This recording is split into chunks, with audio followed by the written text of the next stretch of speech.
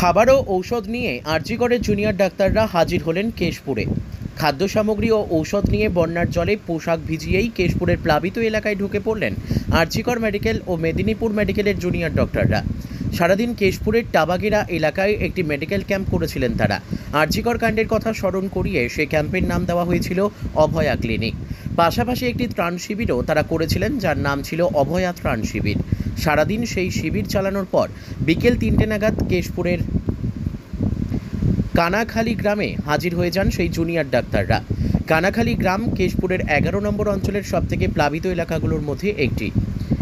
গ্রামে ঢুকেই নিজেরাই ডেকে ডেকে গ্রামবাসীদের জানিয়ে দেন যে তারা আরজিকরের জুনিয়র ডক্টর। গ্রামবাসীদের কারো কোনো রকম সমস্যা থাকলে তা এসে বলতে পারেন ডক্টরদের। শুধু তাই নয়, কয়েক ঘন্টা ধরে ঘুরে নিজেদের কাছে থাকা ত্রাণের সামগ্রী গ্রামবাসীদের বিলিয়ে দিয়েছেন তারা। কার কী শারীরিক অবস্থা রয়েছে প্লাবিত হয়ে সেটার খোঁজ নিয়ে অনেকেই ওষুধ দিয়েছেন, অনেকে ওষুধ লিখেও দিলেন তারা। ব্যুরো রিপোর্ট, সত্যের সন্ধানে কেশপুর। মেদিনীপুর মেডিকেল কলেজ থেকে একটা টিম এসেছি এই ফ্লাড এফেক্টেড এরিয়াজে আমরা মেডিকেল হেল্প আর ত্রাণ পৌঁছে দিতে বাড়ি বাড়িতে। আর এখানে বন্যার জন্য যেমন বাড়ি বাড়িতে মানুষজন আটকে পড়েছিল, তো আমরা বাড়ি বাড়ি গিয়ে আমরা চেষ্টা করছি যাতে তাদের কেউ অসুস্থ আছে কিনা, তাদের কোনো সমস্যা হচ্ছে কিনা, বা মানে তাদের কিছু মানে অভাব আছে কিনা, সেই সবগুলো আমরা যাতে বাড়ি বাড়ি গিয়ে পৌঁছে দিতে পারি সেটাই আমরা চেষ্টা করছি আজকে। কি নাম আপনার? আমি ডক্টর শাগুফতা, আরজিকর মেডিকেল কলেজের ফার্স্ট ইয়ার রেসিডেন্ট গাইনি। তারা দুর্যোগের মধ্যে রয়েছে। গত 42 দিন ধরে আমরা আমার দিদির বিচার চায়ের জন্য যত রকম আন্দোলন এবং কর্মসূচি করেছি বিভিন্ন মানুষের বিভিন্ন প্রান্ত থেকে। শুধু সেই আন্দোলন আরজিকরে সীমাবদ্ধ ছিল না, আরজিকর থেকে বেরিয়ে সারা বিশ্বে এই আন্দোলন পৌঁছে গেছে। যেভাবে মানুষ আমাদের পাশে ছিলেন আমরা কৃতজ্ঞ এবং বুঝেছি যে মনুষ্যত্ব আজও আছে, মানুষ আজও মানুষের পাশে দাঁড়ায়।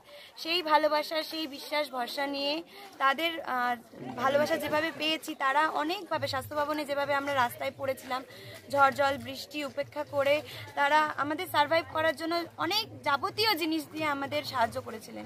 সেই সাহায্য, সেই ভালোবাসা আমরা ভাগ করে নিতে আজকে বন্যায় কবলিত যে এলাকাগুলো আছে সেখানে এসেছি। এর আগে কেশপুরে গেছিলাম, আজ এখানে এসেছি। আপনারা দেখতে পাচ্ছেন গতকালও ওই বাচ্চা বাচ্চা ভাই বোনেদের কাছে যখন জিজ্ঞাসা করছি এই জল এতটা উঠে গেছিল। পিছনে দেখতে পাবেন বিভিন্ন জায়গায় বিভিন্ন ক্লিনিক, প্রাইমারি স্কুল সেগুলো ভেসে গেছে এবং জল অনেক দূরে উঠে গেছিলো, আজ একটু কমেছে। তো তাদের প্রাথমিকভাবে চিকিৎসার জন্য যে চিকিৎসা সামগ্রী, ওষুধ, জ্বর জ্বালা, পায়খানা, বমি এবং সবথেকে বড় হচ্ছে মেয়েদের মেনস্ট্রুয়াল হেলথ, সেটা যাতে করে মেনটেন থাকে। শুকনো, এরা বেশিরভাগই হয়তো তাদের কাছে প্যাড পৌঁছায় না, শুকনো জামা কাপড় তো তাদের কাছে নেই, তারা কিভাবে এই সময়টাতে দিন কাটাবে। তার জন্য আমরা কিছু স্যানিটারি ন্যাপকিন, স্যানিটারি প্যাডও নিয়ে এসেছি, জল নিয়ে এসেছি, ওআরএস নিয়ে এসেছি, বিভিন্নভাবে স্কিন ডিজিজের জন্য যাতে প্রিভেন্ট করা যায় সেই সমস্ত ওষুধ।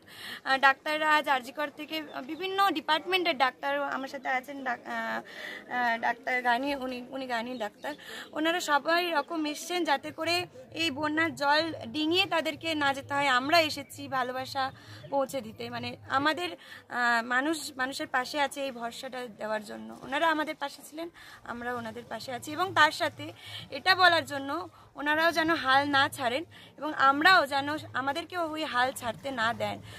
যেভাবে আমাদের পাশে ছিলেন সেভাবেই যেন পাশে থাকেন এবং প্রত্যেকটা ঘরে ঘরে, কি গ্রাম হোক কি শহর হোক, প্রত্যেকটা ঘরের মা, ভাই বোন যেন বলে আমার দিদির বিচার চাই, আমরা আমাদের দিদির বিচার চাই, এই বার্তাও পৌঁছে দিতে চাই। আমার নাম সুজিস্মিতা মজুমদার, আমি আরজিকরের নার্সিং স্টাফ।